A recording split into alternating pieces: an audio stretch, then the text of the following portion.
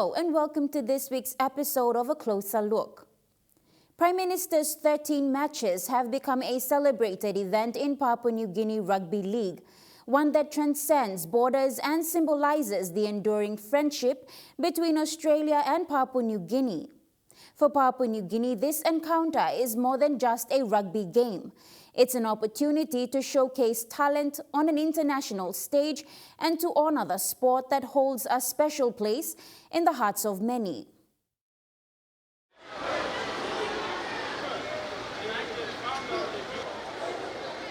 A massive crowd of passionate fans and supporters gathered at the Jackson's International Airport Terminal on Thursday this week to extend a heartfelt welcome to the Australian rugby contingent.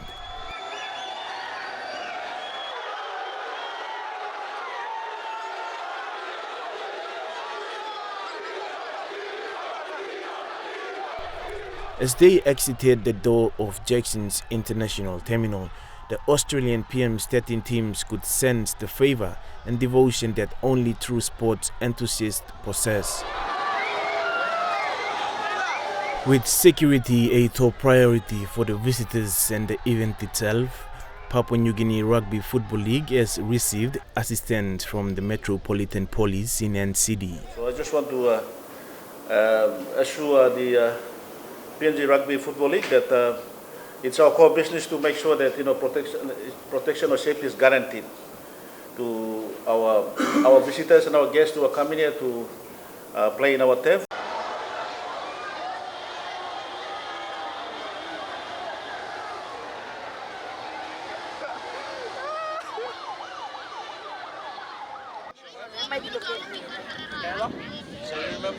The Prime Minister's 13 also serves as a platform to promote rugby league in Papua New Guinea. It inspires young athletes to pursue their dreams, and the investment in local rugby programs continues to grow, ensuring a bright future for the sport in the nation.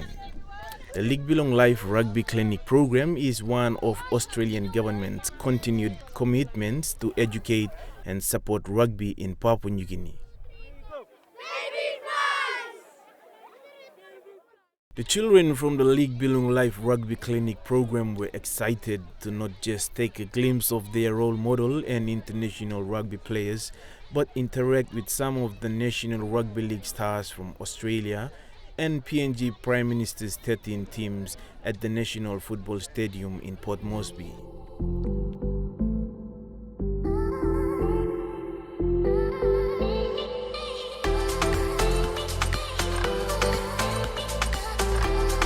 Speaking with the National Rugby League PNG manager Kathy Neap, she discussed the interaction and participation of the League Belong Life Rugby Clinic members with the PM's 13 players.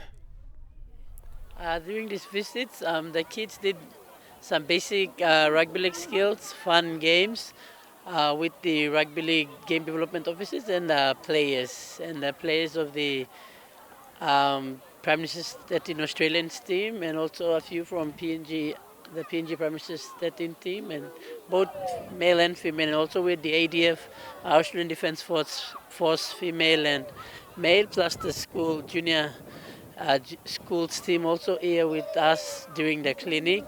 After learning the basic skills of rugby league, the Australian players gave some key messaging on health, and if they want to come all the way up, then they have to be persistent, and also education is number one.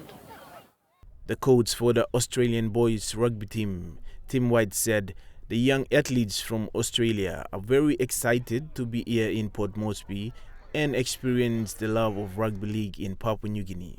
Yeah, this was a great experience for our boys. It was quite eye-opening. I'm pretty sure the kids enjoyed it.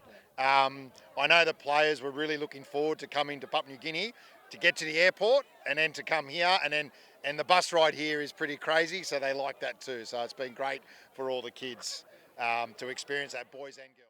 Tim White also stated that they are happy to be here to encourage and support rugby league in Papua New Guinea.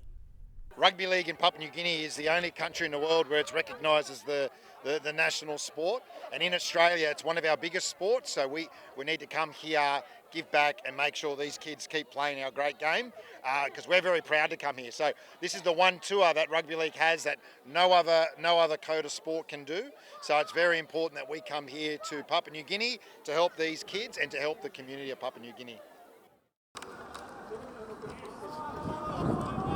In an interview conducted with one of the PNG international and long-time PNG Kumuls rep Nene McDonald at the final captain's runs for the PNG Kumuls at National Football Stadium, Nene highlighted the importance of a development program for rugby league in Papua New Guinea.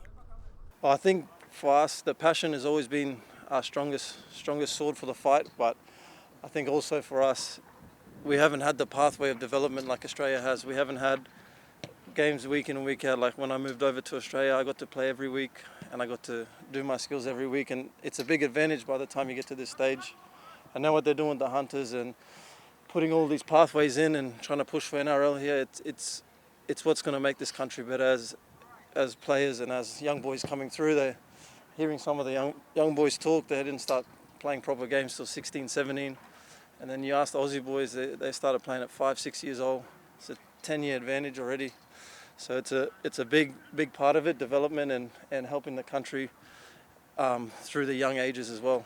Beyond the tackles and tries, the Prime Minister's 13 represent the enduring friendship between Australia and Papua New Guinea that signifies a deep-rooted sporting bond and shows the power of rugby in uniting nations.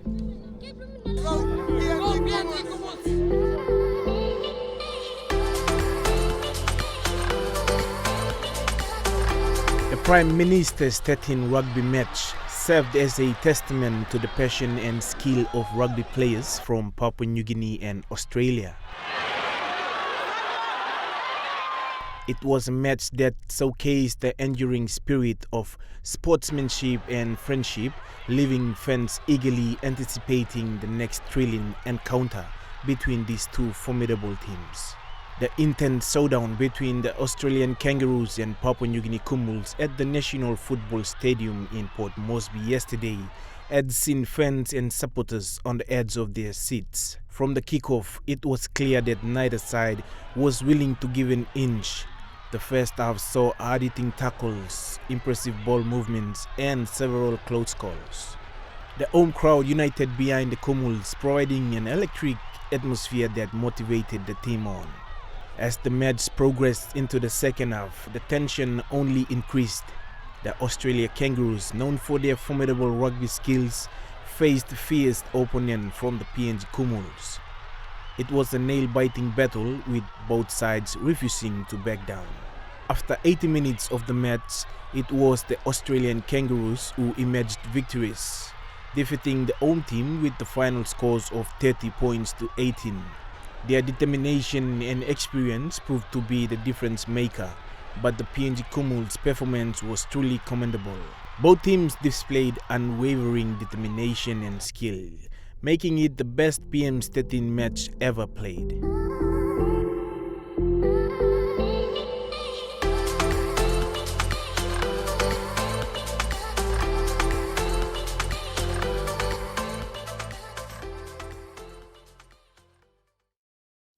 After the break, we highlight the challenges that physiotherapy practitioners face in Papua New Guinea.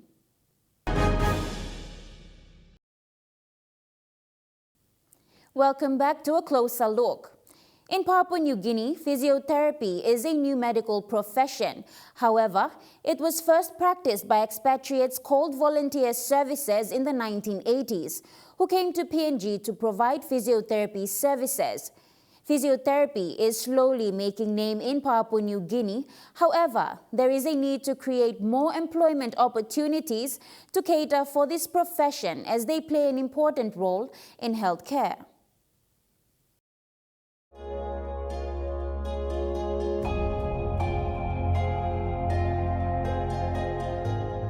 Physiotherapy is a medical science specialty that uses manual treatment, physical exercises, and electrotherapy to help patients restore, maintain, and enhance their physical mobility, but can also be used with medical and surgical intervention.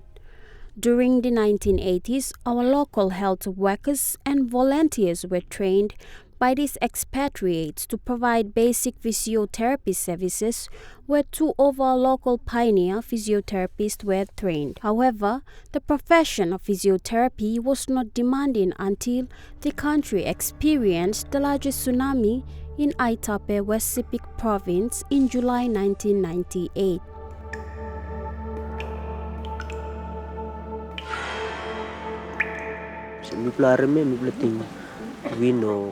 The reason being that survivors after the tsunami required physiotherapy intervention, which increased the demand for the service.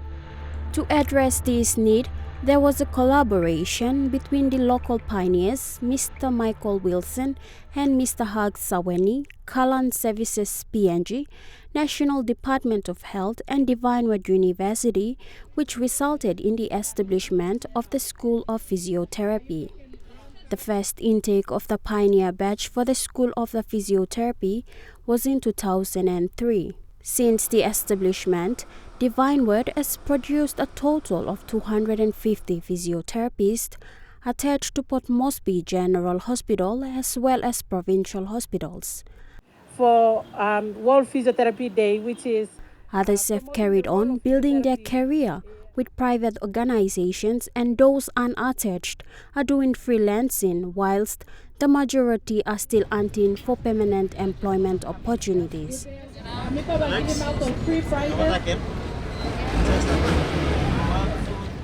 During the World Physiotherapy Day that was observed on the 8th of this month, an appeal was made to all companies and organizations as well as NGOs around the country to create more employment positions for physiotherapists around the country, in which Executive Manager with NDOH, Vali Karo, emphasizes on.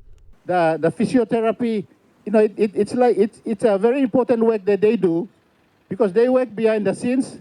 You don't sort of see them visibly, but they provide a very good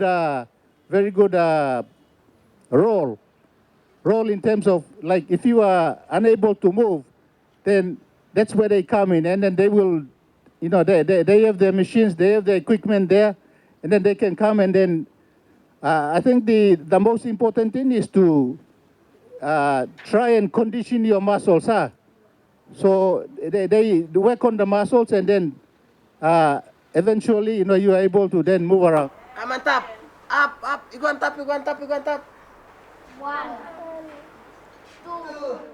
Although physiotherapy is a new and a growing career in Papua New Guinea, physiotherapists play an important role in health care. From the National Department of Health, like I said, to their credit, we have now recognized the role that they play, and they've developed a guideline, so it will be part of the National Health Service Standards, and so it's factored there. So now most of them are concentrated at Port Moresby General Hospital, and there are also some in the private sector as well. So I think the call is now on all the hospitals at the moment. As more and more graduates come out, we are advocating that maybe for the hospitals to provide positions, so to take on these graduates, so the role that they play in the hospitals, not only in the hospitals but also in the community and in the private sector as well. So it's a very important role that they play.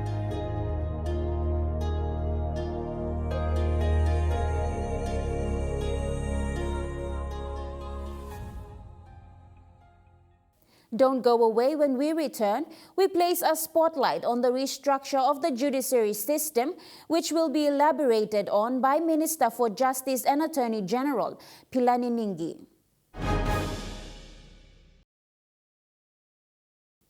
You're watching A Closer Look. The judiciary plays a fundamental role in a civil society and for upholding social order. The appointment of 6 new judges earlier this year is a testament to the government's ongoing role in supporting the arm of law in Papua New Guinea. Recently, the judiciary arm of the government underwent a restructure to its existing system. In this episode of A Closer Look, let us delve into the current government and National Executive Council's forward thinking in the restructure of the judiciary arm of government.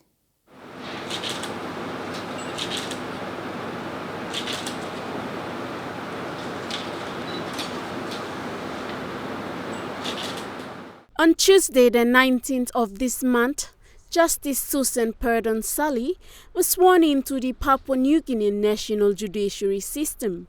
Speaking to the media after the swearing-in ceremony, Deputy Chief Justice Les Gavera Nanu explains the judiciary system and the restructure. Appointed to those courts, then they will be concentrating on discharging their duties in respect of that particular court.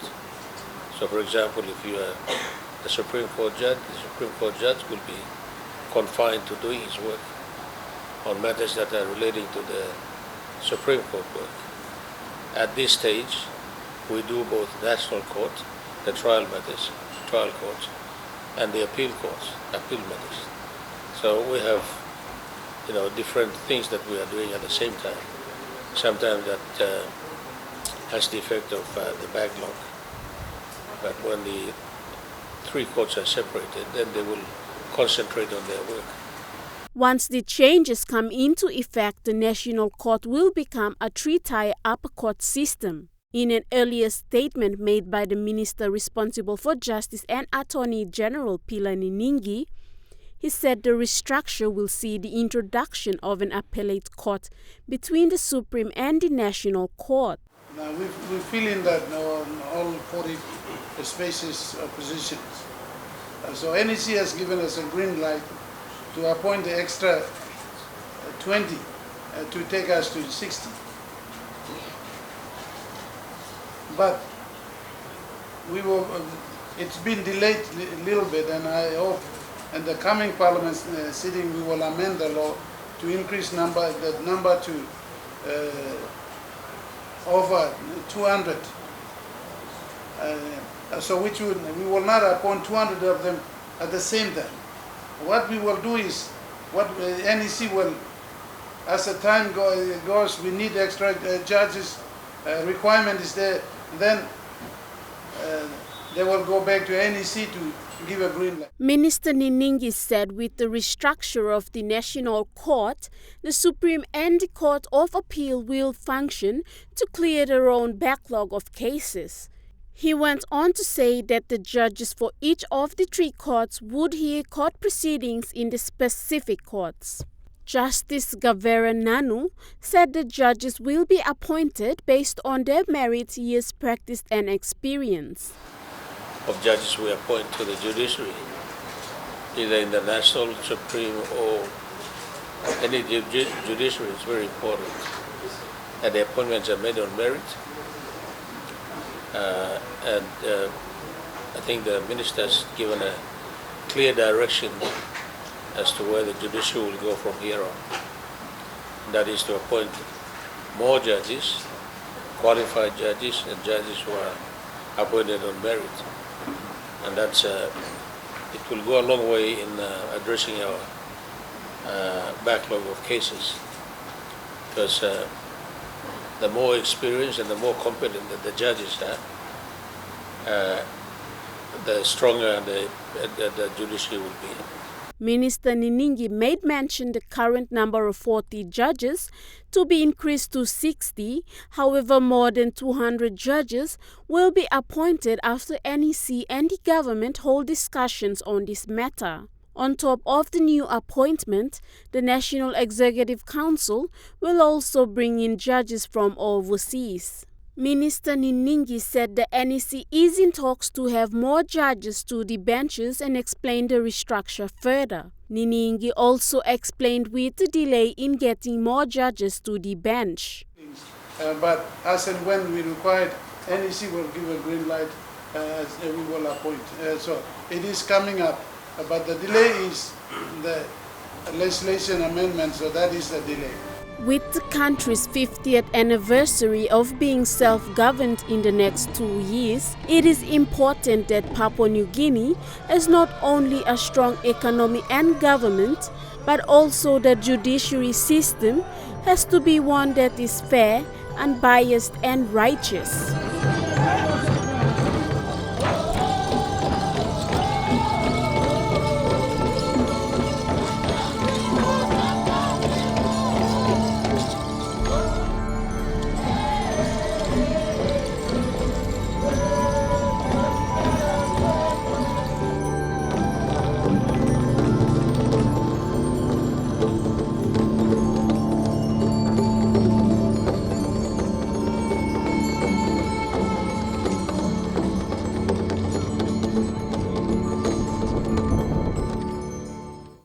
And that's all we have for you on tonight's episode.